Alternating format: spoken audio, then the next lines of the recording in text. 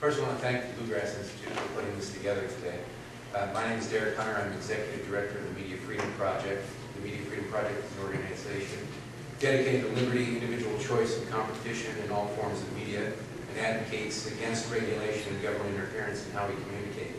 And that really sort of encapsulates what we've got here. The state of Kentucky is seeking to stop citizens from engaging in an activity that it doesn't like, mainly online gaming. To be more specific, gaming it doesn't control. After all, Kentucky has a lottery, and I seem to recall something called the Kentucky Derby, where I believe betting takes place. But that's neither here nor there. I'm not here to advocate for gaming. I personally don't gamble. I'm not particularly fond of it, and I've never really had money to spare in case I lost. But that's the catch. That's my choice. It's a choice, and the internet is all about choices. People choose which email service they want to use, what websites they get their news from, which blogs to read, which stores to shop, and everything else that is available. Aside from the obvious violation of the Takings Clause of the Constitution, which people much smarter than I can comment on, this is a dangerous step in the direction of regulating what people can and cannot access on the internet. And what's the guarantee it will stop here?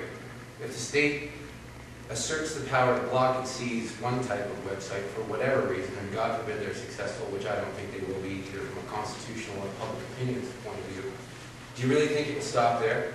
Can you foresee can you not foresee a circumstance in which a one-party dominated state would use libel laws to shut down blogs, to silence voices with which they disagree, or more to the point, disagree with them?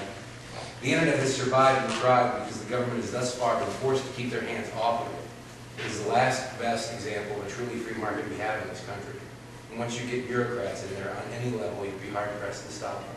Regulators regulate. That's what they do. I understand the state's desire for revenue. I don't sympathize with it because I've never known a government that isn't so bloated that it couldn't use a lot of trimming, but I understand it. But the internet is a flourishing part of our economy where entrepreneurship thrives. Every day individuals are starting home-based web businesses that make their lives better and employ people. Government interference on any level will spread, and it will hinder that growth. The old saying, in for a penny, in for a pound, should, when concerning government involvement in the internet, be altered to say, in for a penny, in for a lot of trouble. This country is filled with people who want to impose their will on the internet, be it through regulation or straight-up taxation. These efforts need to be fought. The technology is going to continue to improve and evolve. If they had succeeded years ago, who knows what the internet would look like today? We could still be dealing with dial-up access because there was a reluctance to invest the capital and infrastructure improvements into a network essentially controlled by government through regulation. Or we could have a heavily subsidized or built network controlled by bureaucrats, which should worry everybody. The point is, we need to keep the government's hand off the internet, even their little pinky, because once they're in, they're in. And the ramifications of that first taste will eventually ripple across the country and do irreparable harm to the greatest economic engine of the 21st century. Thank you.